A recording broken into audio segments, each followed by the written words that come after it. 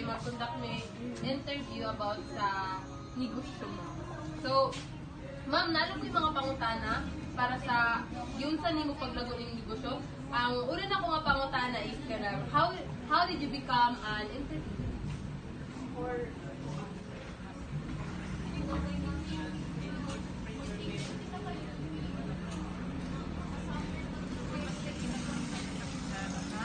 nagsugod ka sa gamay nga kapital. Sila pag ng kapital, ma'am, ang nagsugod ka, adisir ni naabot ina ni kanag nga product. Tungod kay sa hindi naman kay 150,000. Dako po.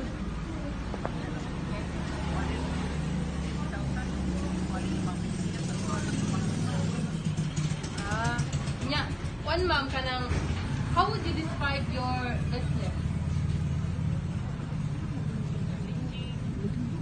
Challenging. Challenging kay everyday daghan ng customer niya. Struggle kay siyempre maningkamot ka nga maka-serve sa community. Kay business like this is maraming nag-service sa community kay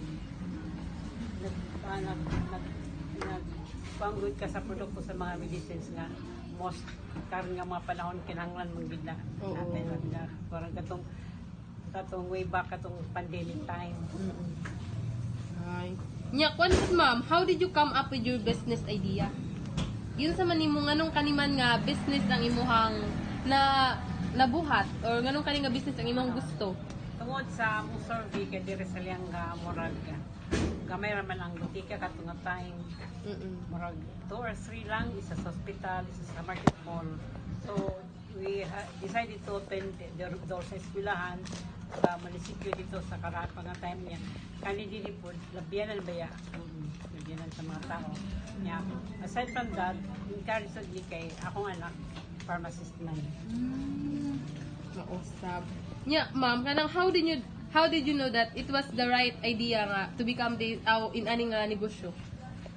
Nganong gusto man nimo ni siya nga negosyo? Yes, so, number one gani mo to nga murag community service. Serbisyo sa community. Yes. Then, kuan ma'am, kanang did you write a formal business plan? Yes. Ay, siguro, I think mga 2 years or 3 years before, alam mo yung mga plano na alam mo yung mga proposal ko sa mga suppliers.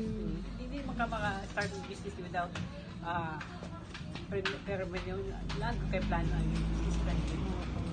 Yeah, kuan ma'am, kanang how did you finance your business? Finance naigamay nga kuan sa pamilya, nasab sa akong anak, kami ra po pamilya ra sab pero mostly sa iya kay siya may tagi. Kuan ma'am, kanang what are the biggest challenges you face starting up and how did you overcome them? Challenging pag-open yun na mo ani during 2020 pandemic time nga dili ka makabasta-basta maduulan nimo nya na may mark diha kung pila ka meters ang mapalit diri nya dili gyud basta-basta nga kami diri labi ng mga bata wala gyud one man kami diri magmangan sa sulod kay puli man kay di mapwede nga magdasok mo diri tungod sa katong pandemic nga time. Maupod. So kuan ma'am, kanang how big is the business now? Okay na. Okay naman mo, I think siguro nito yung mga 70 to 85%. Dako-dako sa DA mo. Tapos, kuan ma'am, what are the biggest challenges you face now of your business? Ako mo gitay. O mga challenges nga imuhang gi-face? Hindi malaki malikayan tungod sa mga dako naman ka na makay mga suppliers. Ma-offer naman sila mga consignment o basis. Siyempre, imong gawin na pag-abot sa time, mga students, imong gawin ng hatagan o prioridad nga. Makabayad ka, anak. Kaya, hindi man ang business mo kung wala kayo utang. So, kuan pod ma'am, unsay mahatag nimo nga advice sa mga tao nga mag-start og negosyo, sa mga gusto mo try og negosyo, unsay mahatag nimo mga advice? First, pwede nga magnegosyo nga outright ang imong hunahuna mga magnegosyo ba niya na.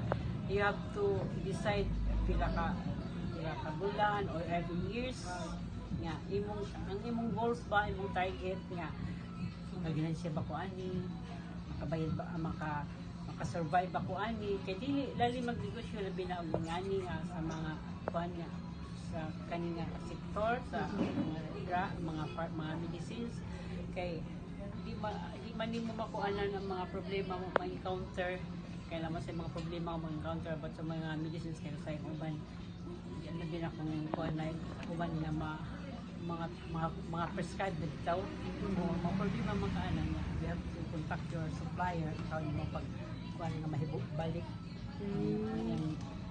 How about kuan ma'am? If you were to start a new business today, what would it be?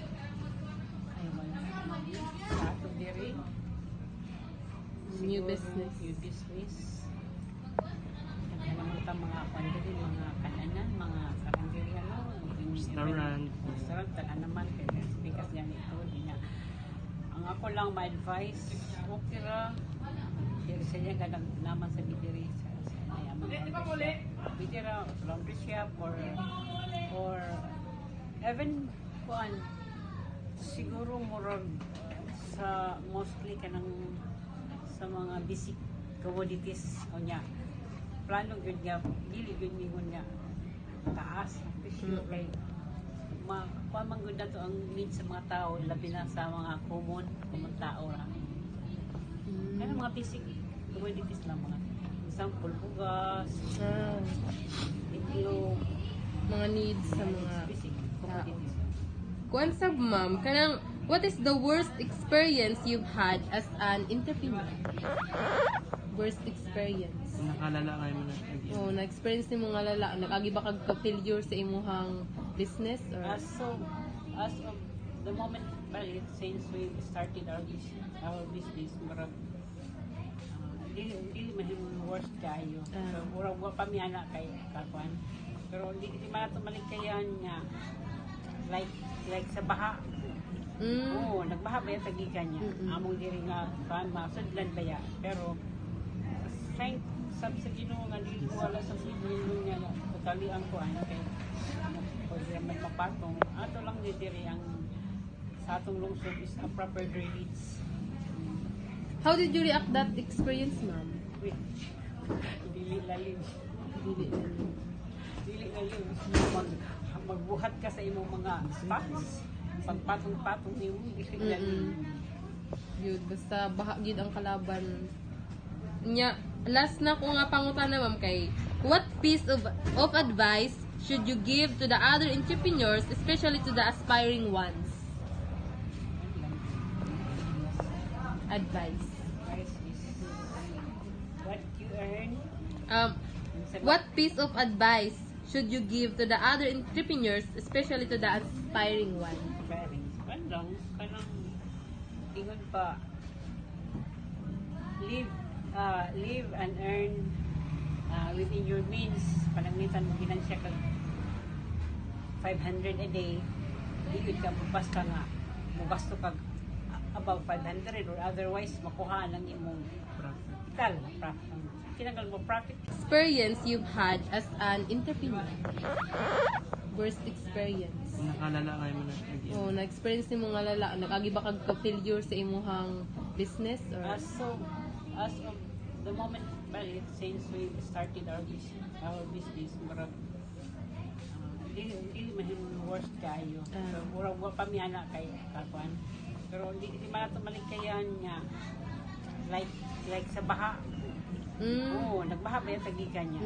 Among diri nga kan masudlan ba ya? Pero thank sab sa Ginoo nga dili wala sa Ginoo niya totally ang kuan kay pwede man mapatong ato lang diri ang sa atong lungsod is a proper drainage. how did you react that experience, ma'am? Wait, dili lalim. Dili lalim. Magbuhat ka sa imong mga spots.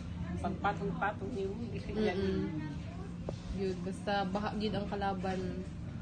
Nya, last na ko nga pangutana ma'am kay, what piece of advice should you give to the other entrepreneurs, especially to the aspiring ones? Advice. Price is what you earn. What piece of advice should you give to the other entrepreneurs, especially to the aspiring ones? Sharing. Kanang ingon pa live and earn within your means. Kalamitan mo ginansya kag 500 a day. Dili ka mo basta nga mo gasto kag above 500 or otherwise makuha lang imong capital. Kinanggal mo profit kag kuan na nagig kay sitasan kay na may mga overhead expenses ni mga anak, maintenance, nagkamang kag mga operational expenses. So, salamat kay sa imong mga idea, ma'am. Thank you for your participation and God bless.